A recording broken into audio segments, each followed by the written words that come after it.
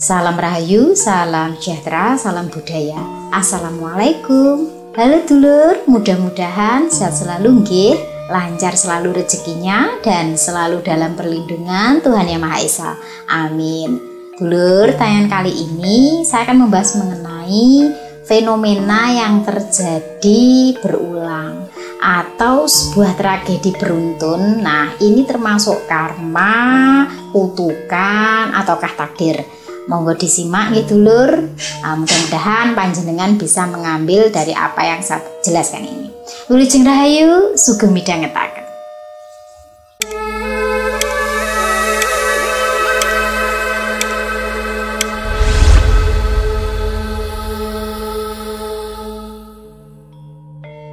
Dulur, pernahkah panjenengan melihat berita entah itu lokal maupun berita nasional ya, di mana ada suatu kejadian yang polanya itu sama ya. Ini dinamakan dengan fenomena beruntun atau peristiwa yang terjadi berulang, seperti kasus bunuh diri di suatu tempat, kemudian di tempat lain juga ada di waktu yang berdekatan atau malah bersamaan. Kemudian ada juga kecelakaan, musibah, bunuh diri atau kejadian aneh lainnya. Nah, pertanyaannya, kok bisa ya beruntun atau cepat sekali nularnya? Sebenarnya ini tuh apa? Karma, kutukan, pertanda alam, peringatan, atau takdir. Nah, penyebabnya gitu lur, saya bahas dari 3 sisi nggih. Sisi psikologi, spiritual, dan supranatural. Nah, panjenengan nanti bisa mengambil kesimpulannya.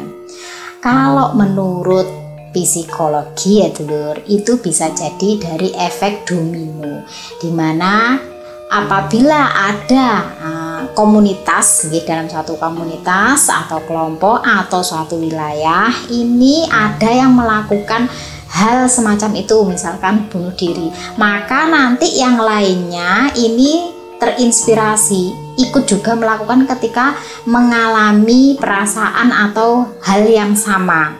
Lalu bisa juga tekanan sosial dan mental kolektif, kemudian persepsi dan frekuensi. Maksudnya seolah-olah ada pola tertentu, padahal itu hanya kebetulan saja. Kebetulan terjadi pada waktu yang serentak atau beruntun. Bisa juga karena energi dan kondisi lingkungan maupun faktor cuaca dan alam, ataupun faktor manusia dan keputusan yang salah. Jadi dari sisi psikologi, meskipun seperti ada hubungan antar kejadian, tetapi belum tentu benar-benar berkaitan. Tetapi hal ini bila dikaitkan dengan supranatural dulur, itu berbeda lagi pandangannya, dimana bisa jadi kemungkinan itu adalah gangguan dari makhluk halus atau yang dianggap sebagai penunggu tempat tersebut, di mana kejadian seperti mencelakai diri sendiri, bunuh diri, itu dari bisikan, kemudian nular. Orang-orang yang memiliki depresi atau merasa bebannya berat, itu mendapat godaan atau bujukan dari makhluk halus. Dan tempatnya juga mungkin ini berkaitan dengan gerbang gaib atau dimensi lain, di mana tempat-tempat tersebut dipercaya sebagai tempat yang wingit atau angker, bisa menjadi sarang kejadian yang aneh, seperti tempat untuk bunuh diri, terus kemudian orang yang tenggelam, kemudian kesurupan massal, dan kejadian-kejadian yang di luar nalar yang dirasa itu sering terjadi di situ. Atau dulur, fenomena beruntun itu bisa jadi tempat tersebut adalah tempat kutukan, di mana mungkin tempat tersebut pernah dijadikan sebagai tempat pelanggaran, tempat maksiat, kemudian tempat pembantaian, tempat pengerusakan alam, dan lain sebagainya, di mana di situ dipercaya yang nunggu ini tidak suka. Kemudian sebagai gantinya ada kejadian-kejadian seperti itu yang beruntun ya di tempat sekitaran tersebut. Atau kemungkinan tanahnya itu angker, kemudian karena tumbal ataupun santet, Bisa juga karena tanda alam ataupun tanda gaib. Dan juga fenomena malam keramat, di mana malam-malam tertentu kalau terjadi sesuatu nggih, seperti kejadian orang tenggelam atau orang bunuh diri atau kecelakaan, nanti juga akan beruntun ya. Biasanya kalau di Jawa itu hal-hal yang terjadi beruntun itu kan berdasarkan dino renteng nih. Tetapi di tempat daerah lain mungkin ada, di mana hari-hari yang dianggap hari yang tidak baik atau hari tersebut sering terjadi sesuatu yang tidak baik. Dan ini tidak hanya di Jawa saja dulu, di luar negeri pun juga ada, di Cina, di Jepang. Di Jepang itu bulan Agustus kalau tidak salah dianggap sebagai bulan pulangnya roh leluhurnya gitu. Kemudian terjadi kejadian-kejadian yang aneh atau fenomena beruntun. Nah, sekarang kalau dari sisi spiritual nih, menurut pandangan spiritual, kejadian fenomena beruntun seperti itu bisa jadi nggih, kalau bukan ujian ya takdir. Memang ada ujian yang seperti itu untuk membuat kita mengerti, sadar. Karena orang yang beriman itu tidak ada yang tidak diuji dulur. Atau bisa juga itu sebuah takdir, memang ditakdirkan terjadi hal yang seperti itu untuk diambil hikmahnya bagi kita yang mengetahui atau yang melihatnya. Kemudian bisa juga itu sebuah peringatan dan azab. Jadi dulur, serangkaian kejadian buruk itu bisa jadi peringatan dari Tuhan supaya manusia itu kembali pada jalan yang benar.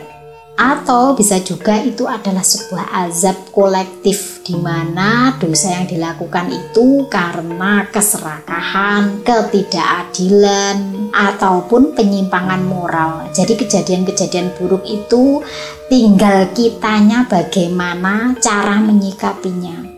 Bahwa dengan kejadian-kejadian itu kadang itu menyentil kita supaya kita sadar. Soalnya manusia itu terkadang tidak bisa mengambil suatu pelajaran bahkan dari suatu kejadian pun. Makanya ketika ada kejadian yang beruntun berulang-ulang, sebenarnya itu adalah juga untuk mengingatkan kita semua bahwa kejadian itu pasti ada yang salah pada diri kita semua. Kudune pinter ngoreksi awake dhewe. Oh, apa to fenomenane? Apa sih penyebabnya agar kita itu mau berpikir lebih kritis lagi? Tetapi kebanyakan manusia itu tidak bisa menerima. Kadang-kadang kalau ada yang memperingatkan itu dianggap sebagai sok kemeruh, sok keminter, opo kowe iki Tuhan kok sok ngerti. Padahal dulur, dalam kitab-kitab suci itu juga diterangkan bahwa suatu kejadian itu bisa jadi adalah peringatan dari Tuhan.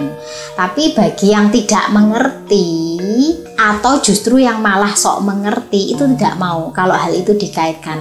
Tetapi dulur, bisa jadi juga itu pengaruh dosa dan karma, atau juga hal itu terjadi karena gangguan setan.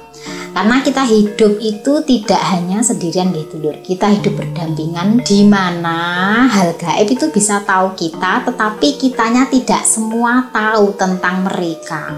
Tidak semuanya dari kita itu bisa melihat mereka. Kalau ada yang tidak percaya, masa sih hal itu bisa mengganggu? Mereka mengganggunya nggih dulur, tidak hanya secara bisikan. Masuk ke pikiran manusia berbuat jahat, melakukan sesuatu yang dilarang, itu sudah bagian dari gangguan mereka. Bahkan dulur, tidak hanya sesuatu yang buruk pun, kita dibuat merasa paling baik, merasa paling benar, tidak mau menerima pendapat siapapun, itu juga termasuk gangguan dari setan, yang mana tujuannya adalah kalau tidak menyesatkan ya membuat seseorang menjadi sombong dengan cara merasa paling benar sendiri. Nah, hati-hati kalau kita ini sudah memiliki perasaan merasa lebih baik, lebih benar, ngeyelan, rumangsa bener, rumangsa ngerti, sembarangi, kemudian kita menghakimi orang lain lah, disitulah letak setan menggoda, mengganggu. Itu kalau secara spiritual, beda lagi dengan spiritual dan psikologis. Dan yang terakhir dari sisi spiritual, bahwa fenomena beruntun yang terjadi itu kalau sudah notok hidup nggih, bukan dari rangkaian yang seperti saya sebutkan. Bisa jadi memang itu tanda-tanda akhir zaman, di mana warning sebelum benar-benar terjadi dunia itu akan hancur. Peristiwa-peristiwa itu dimulai dari sesuatu yang beruntun. Dulur, kalau menurut dari sisi spiritual nggih, yang paling penting itu bukan hanya mencari penyebabnya, tetapi bagaimana manusia itu meresponnya. Apakah semakin berkesadaran tinggi dan mendekatkan diri pada Tuhan, atau larut dalam ketakutan dan keputusasaan? Nah, dari sini panjenengan bisa mengambil kesimpulan gitu lur, bahwa suatu kejadian yang beruntun itu jika dilihat penyebabnya dari sisi psikologi, supranatural, dan spiritual akan berbeda. Makanya dulur, terkadang nggih seseorang yang menanyakan keadaan dirinya pada orang yang berbeda ahlinya, itu jawabannya akan berbeda-beda sesuai dengan ilmu dan pemahaman yang dimilikinya. Panjenengan sakit nggih dulur, berobat ke dokter, berobat ke tabib, berobat ke ahli ruqyah, itu jawabannya akan berbeda-beda. Kalau menurut dokter analisisnya sakitnya ini dikasih obat ini. Kalau menurut tabib obatnya itu alami, tidak menggunakan kimia karena dianggap kimia itu racun. Beda lagi toh. Kalau panjenengan bertanya kepada ahli ruqyah, sakit jenengan ini nanti dibacakan doa-doa akan sembuh. Nah itu loh dulur, setiap jawaban itu berbeda karena ilmu yang dipelajari dan keahliannya itu juga jurusannya beda-beda. Panjenengan tanya ke saya, kemudian panjenengan tanya ke dokter, kemudian panjenengan tanya ke ahli ruqyah, itu juga sudah jawabannya bisa berbeda-beda. Terkecuali kalau panjenengan bisa mengambil garis tengahnya. Nah, di situ panjenengan jadi tahu, oh ternyata penyebabnya ini.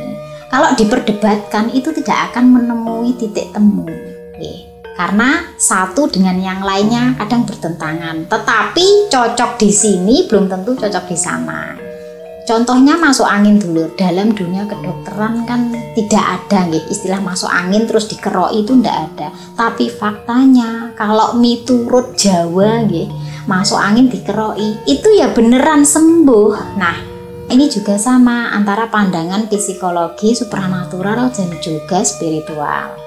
Contohnya seperti itu, mudah-mudahan panjenengan paham apa yang saya sampaikan ini dan tidak bingung lagi ketika mengetahui ada fenomena alam atau kejadian-kejadian yang beruntun, bahwa kalau dari menurut 3 pandangan itu kurang lebihnya seperti ini. Saya Fitri Ika, salam rahayu.